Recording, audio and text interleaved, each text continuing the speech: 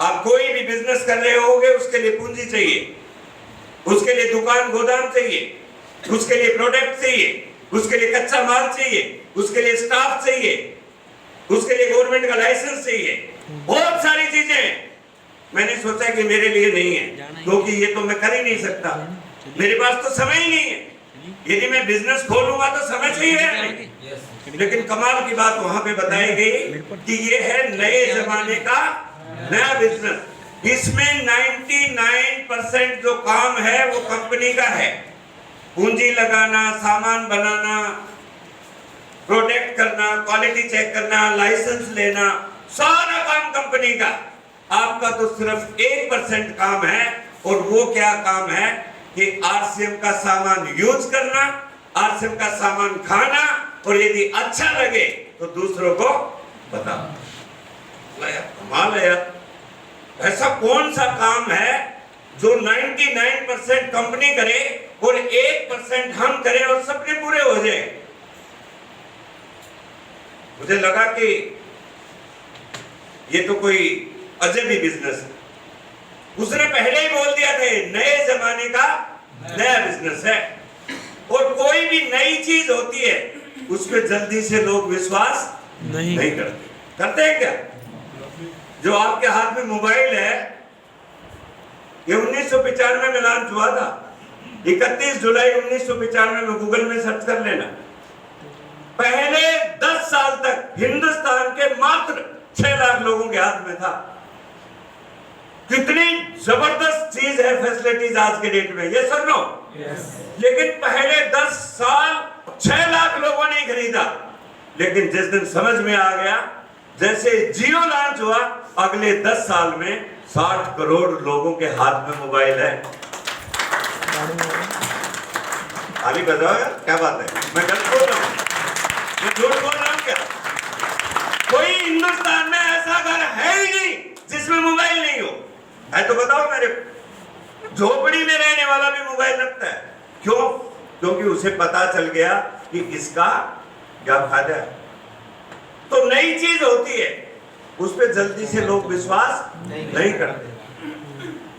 मैंने इतिहास में पढ़ा, 16 अप्रैल 1853 में भारत में पहली रेलगाड़ी चली अंग्रेजों के टाइम,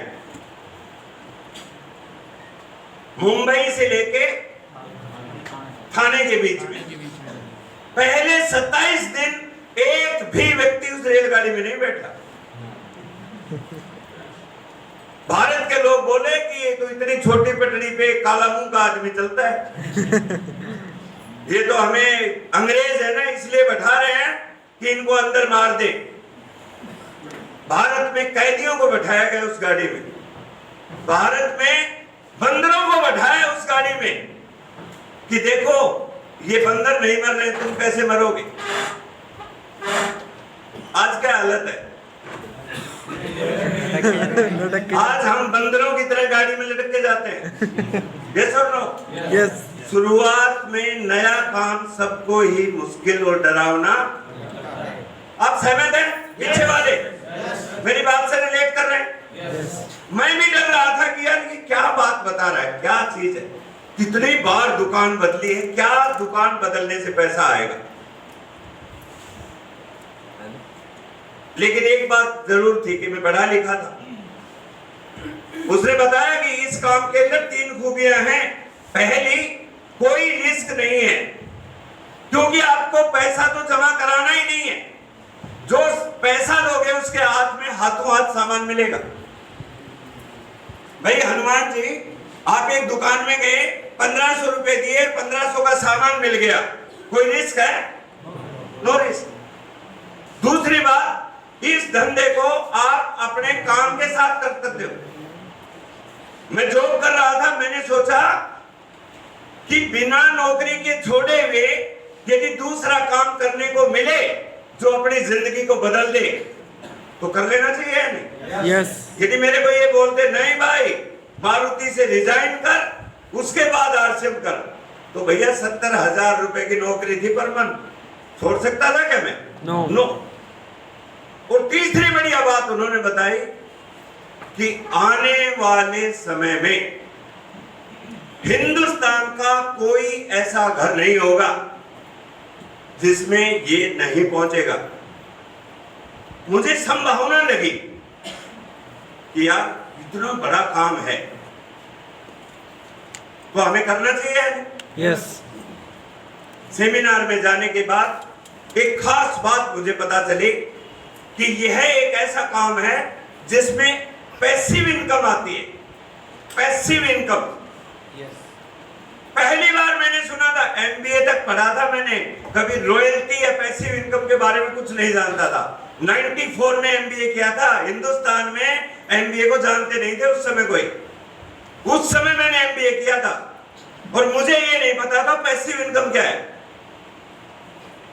लेकिन वहां जाने के बाद बताया गया कि यदि ये बिजनेस आपके समझ में आ गया और यदि आपने इसको कर लिया तो ये बिजनेस आपकी पीढ़ी दर पीढ़ी इनकम देगा।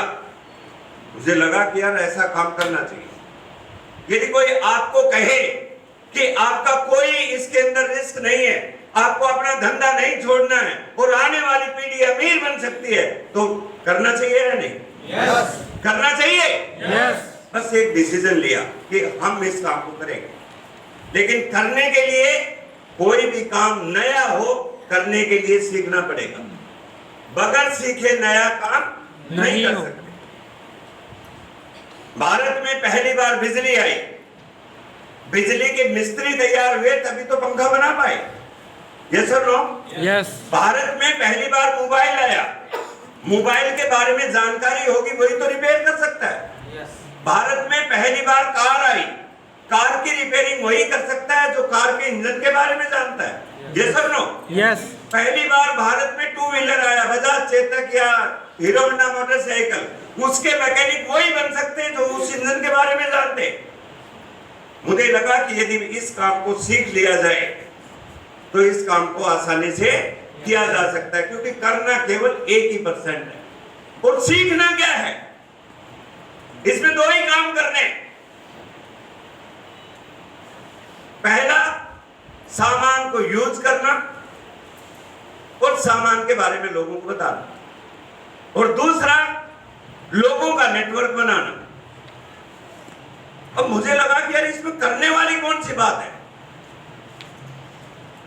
देखिए, नए साथी आ रहे हैं, उनको मैं एक बात बताना चाहता हूं कि आप ध्यान से समझेंगे तो आप बोलोगे कि इतना आसान काम है तो हम क्यों नहीं कर सकते। उन्होंने एक प्लान बताई कि आरसीएफ क्या है।